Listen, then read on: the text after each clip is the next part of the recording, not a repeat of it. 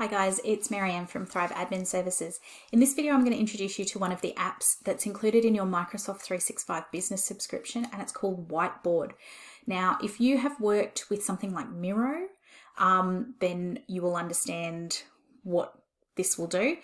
It's a collaborative electronic whiteboard tool built into Microsoft 365, and you can use it to create little sort of groupings of post-it notes, text notes. Can draw if you're talented enough to draw using your mouse or a pen on an iPad or something. And it's a way that you can collaborate and brainstorm and do a bit of mind mapping. It's a really useful tool when you're mapping out processes and flows, or if you're doing, say, a coaching session, because you can actually work in it in real time from a bunch of different places. So in this video, I'm going to show you how you can work and set up and play with some of the features in it on a web browser, and then how you can actually access it in Teams as well. So let's get started. Okay, so the first thing that we need to do is find Whiteboard and open it up. So you can access it in your web browser by going to office.com, and when you open the app launcher at the top here, you will potentially see it here in your list of apps. Alternatively, you can go to all apps, and everything available is here listed in alphabetical order to start with for your Microsoft 365, and you can search for it by starting to type Whiteboard. It will open in a new tab. Now, my whiteboard, I've got a few here that I've been playing with in preparation for today, but I'm going to create a new whiteboard with you from scratch like you would have. So your screen will probably look different. You'll just have this one, which will be new whiteboard. You won't have any of these. So if we click new whiteboard, it's going to open up a blank space effectively. So your whiteboard is literally an electronic version of a physical whiteboard that you might have in your office or have worked with before. So, sorry, my mouse is really being a pain today. So I'm going to take you through the sections of the whiteboard, and then we're going to create a few different pieces, and I'll show you how they come up and how you can work with other people on them. So the first thing that you can do is you can name your whiteboard. So I'm going to call this one Test Whiteboard 2. Down the bottom here in my web browser, I can scroll to different zooms. I can zoom in and out as well. And here I can make it the whole whiteboard fit to a screen. The other tools that we have here, so we've got a select tool, we've got an inking tool, which is our drawing tool, and then we've got some of these little, they're almost like mini apps within Whiteboard that you can choose from, or elements. So I'll start with the inking tool, so I'll get rid of that one there, and we'll go to inking. So this is my little range of options. This is my little toolbar. So this one is your pen. So if you're drawing just with a flat pen, you can have up to 3 pens on the go at any one time. So this one is set to this very cool Galaxy option. These are set colors. You can't use custom colors at the time of recording. So I'm going to make this one a black pen, and these are the thicknesses here. So there's 1 to 6, and you'll see based on where it sits as to what the thickness will be. So I'm going to go with a 5 for that one. And it's not going to be an arrow. So the options down here are just a plain line, a single-ended arrow, or a double-ended arrow. Over here, I've got a second pen. This one is a red at a 3, which I'm going to leave. And then this one is, I'm going to make this one there's a rainbow and a galaxy at this time, and I'm going to make that one a 6. So you can see it's going to give me that slightly different effect. I've got a highlighter. Again, you can choose from some specific colors. We've got our neons and then a few pastel options. And again, there we can pick the thickness of the highlighter. We've got an eraser. At the time of recording, the ruler is coming soon, so they don't have a ruler option yet. We have a lasso select, which helps us move things around in a grouping. So that's our toolbar. From here, I'm just going to do some elements where I'm drawing. Apologies in advance to anyone who is very good at this. I'm doing it on my desktop computer with a mouse, and I'm not particularly good at drawing at the best of times. So I'm going to draw a couple of shapes like, and you have to let go each time. So there we go. I don't even know what that is. I'm going to fix that because that is not okay. And then I'm just going to do a little bit of this and a little bit of this. So we've got a couple of options there.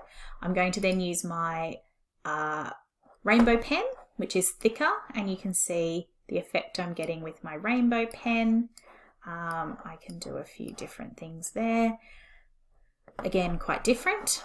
And my highlighter, I'm going to highlight some of that. Okay, so we've got a couple of different elements there. The eraser, by clicking on any of that element, everything that is part of that same brush stroke effectively will be removed. So if I click on that, it's taken everything that it's touched. Control Z will undo, or Command Z if you're on a Mac. Here, if I click that one, obviously, and here, if I click this one, it just takes the one.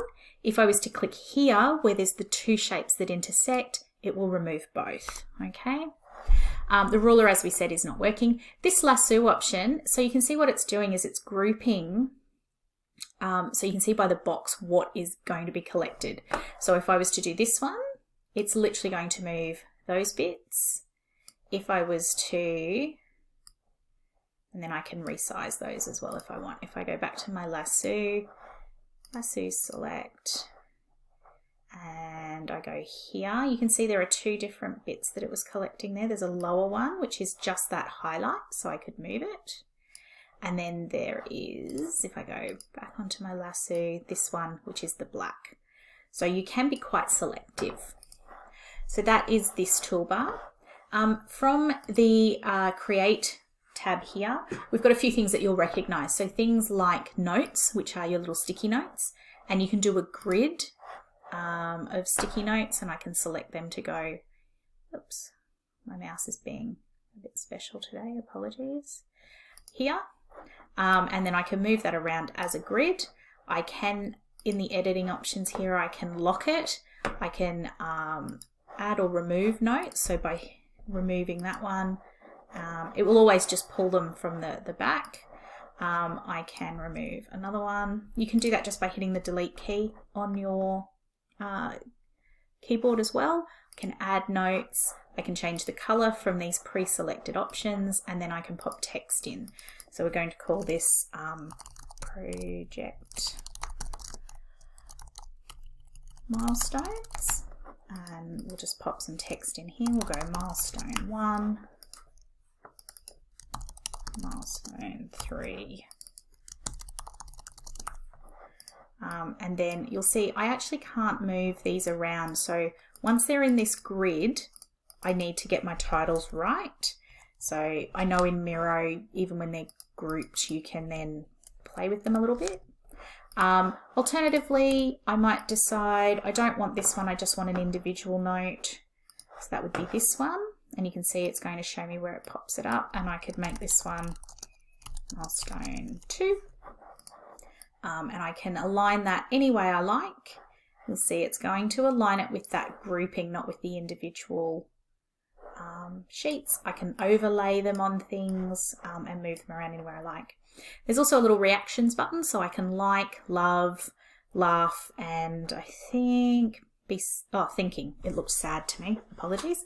And if I make that bigger, then I can see that a little bit more clearly. Those have improved from simply being, I think there was just a thumbs up and a thumbs down originally, or on something I'd seen. So again, these are features that will potentially evolve and grow. So that's my notes. I can add text. Text in Miro, text in Whiteboard, as opposed to Miro, I can't edit the font. So Microsoft has decided we use this sort of handwritten effect. So this is what it is. The only thing I can edit is the color of the font from these presets. I can produce some alternate text for someone who is vision impaired, which is something that Microsoft does quite a lot on, and I can lock it so that if I was to share this board with someone, they can't do anything with it. I can move things around and I can resize it, and that will then adjust the size of that font. Okay, so it's, as I've said, it's not Miro, but it is a really good starting point. We can add some shapes as well. So we've got some preset shapes. Again, when you add a shape, you can then play with, here you get the option to create the inside color and the outside color. So you can have a little bit, you've got a little bit more functionality there. And again, these can be moved around and they can go behind or in front of things is the other thing. So I can have that. And each time you move it, you would need to reset it. You can do it, they're not fixed in terms of proportion, so you can play around with them and make them a little bit more customized. So that's quite handy if you're doing something like a flow chart. Apologies, my mouse is absolutely losing its mind today. It's probably due to be charged up shortly. Reaction, so you can actually add some of these emoticons into your whiteboard instead of on the individual elements. So we might have drawn this as a flow and someone's gone, I don't like it. So they can just click on this one and we can go, no, we're not doing that. But yes, I absolutely love what you've done with milestone 2. Okay, so we can talk about that. We can add those reactions to large sections or elements instead of just on the post-it notes. Images you can import from your device. At the time of recording, you can't pull things from the internet, but Microsoft is working to do that as well. So you can use Bing Images, which is where you can get your sort of royalty free, or I can't think what the word is, but yeah. So that will be able to work the same way that it does in PowerPoint and Word when you're looking for images. And then you can also pull a document in. So I'm going to do this as an example. So if I pull my professional profile in, it's going to ask me, here it is, here's the page. I want to insert that page, and it's popped it in as a sort of a single page piece. This is a PDF, so it's a bit different. So I'm just going to pull this across over here. So we'll do a PDF one, and then I'm just going to pop in, let's find, let's go in here. So these are my SharePoint sites that I can pull from. And if I go in here and go to my template, no, it's only looking, that's interesting. So it's actually only going to pull PDFs, and it's popping them in as almost like an image or a one-page image there. So you can pop those in. So if you've got, if you're doing something like an onboarding process and you've got a particular form, or you've got a checklist or something that you would send, then you can pop those in as well. This is quite handy. We could then do some shapes, and I could draw one of these over. We'll say, well, we're going to work on that. We'll make that no fill. Oops. Make that green and no fill. And we might add a post-it note on that. So these are some of the things you can do when we're talking about working in a whiteboard. If you're trying to produce sections or elements that you want to draw attention to with the people you're collaborating with. The last one here is templates, and I've left this one till last because it's a whole other section on its own. And in this section, there are a whole heap of different preset template boards that you can then go in and edit and work with depending on what you're looking at. So as you can see, the sections, we've got strategy. So there's things like SWOT analysis. Yep, there's a SWOT analysis template. There's a simple, like a client journey map, some metrics, these sorts of things, which are quite useful. There's project planning. So things like, and you can see these are based on other elements that Microsoft know people have produced. We've got some Kanban board style bits and pieces, and things like story mapping. So all sorts of different layouts and options that you can use for when you're working with people.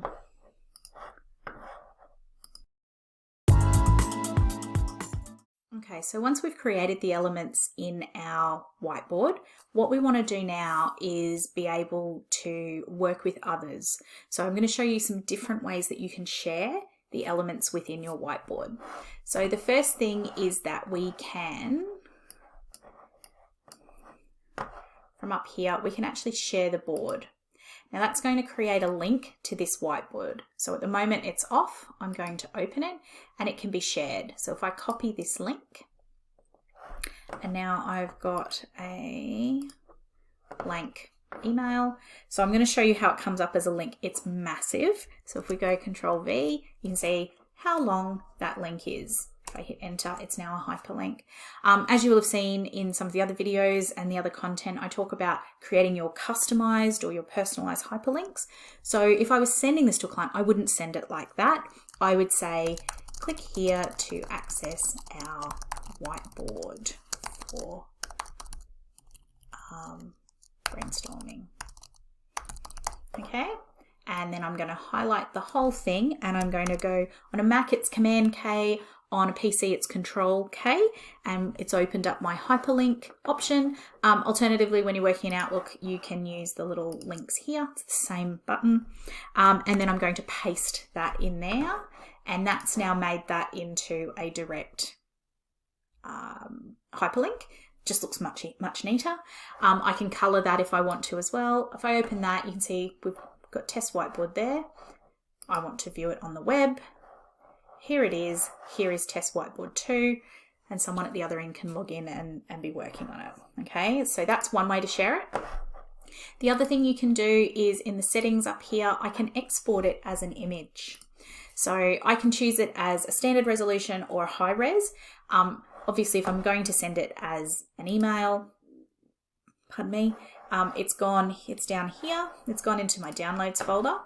I'm going to show you how I would then pop that in here. So if I wanted to, I can either attach it, and if I go into my downloads, and it will be the images. Sorry, I have so much stuff in here. Whiteboard 1 will be there. You can see that's the image there. Alternatively, so it's now attached, you can see it's 889 kilobytes.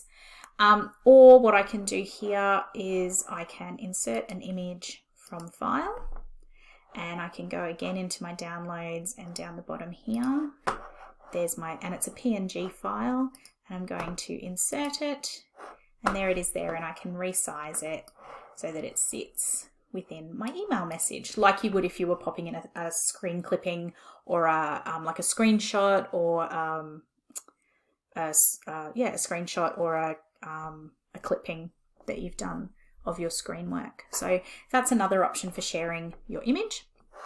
The last way that I wanted to show you for sharing and collaborating is to actually then add your whiteboard to a Teams channel, and we'll do that in the next section.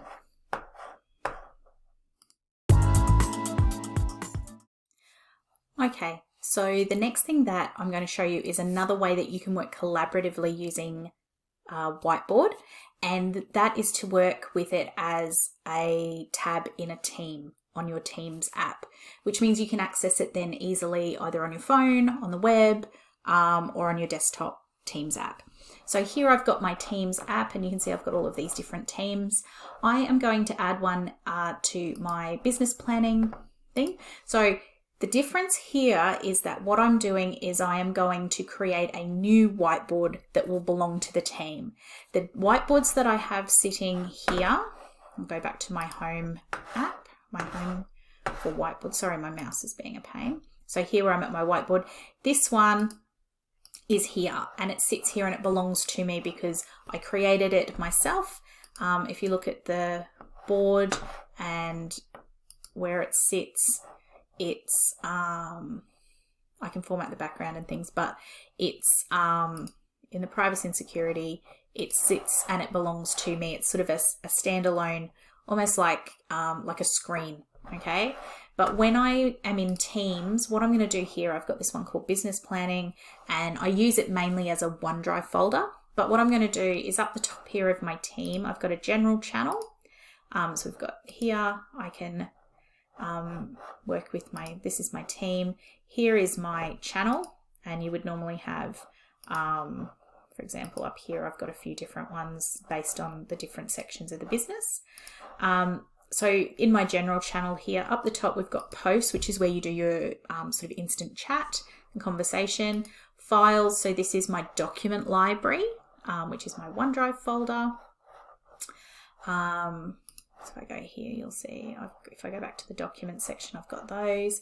I've got a wiki, which is the standard. I haven't put anything into that one yet. And then if I click the button here, I can add some of my apps. So it will go through, these are some of the, you've got recent, or you've got an A to Z option, and Whiteboard is there. If you don't see it, you can of course start typing and it will pull up some options here. So I'm going to add Whiteboard to this channel. It's going to have a think for a second. I can name it. So I'm going to call this brainstorming. Okay, you can post to the channel about it or not. It's up to you. And then save. So this is creating the tab, which is a brand new whiteboard. Okay, so it's going to be this new brainstorming tab. I'm going to, again, my mouse is being a bit special, so we'll go back to the 66%. So this is a blank board. I'm just going to add a couple of things just so we can see it as a, so I might set it up as a template with one of these brainstorming ones, and we'll call it, make it a mood board. So you can see it's, I can drag that in and pop it in, and it's adding these, and then if I zoom in, for some reason it's dropped to 9% again. If I drag this around, 66 is very big. Okay, so you can see here, I can add images to this one as a mood board. I can also delete sections, and if I scroll out, I should be able to delete everything. And I might go back and say, okay, I definitely just want an affinity diagram popped in, thanks. And I want to see it like this. And it will give me some instructions and prompts here, okay? So this is an example. It's auto-saving here in the channel. And then what I'm going to do is if I jump back to my web browser and I go to my Whiteboard home, and it's, you can see now it has created this is sitting here, and if I open it up, I can then work in it on my full screen in the web browser. So it's a preference thing. Some people like to work it on the web, some people would rather work with it in the app, and it depends on how you communicate with your clients. But by having it in teams, it means that everybody who is in that team, so my general, so in this one, anyone who has access, if I manage the team, if I've got members in there, I've got members and guests in here that are part of the group, they will have access to view that planning board or that whiteboard. Okay, so when they go into Teams, you can see it's notified them, and they can then open it and add their content into this particular board. They can add notes, they can do all of these things from their Teams app as well.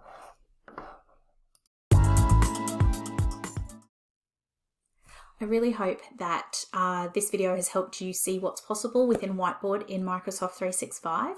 As I've mentioned throughout the video, the best comparison that I have for it is Miro.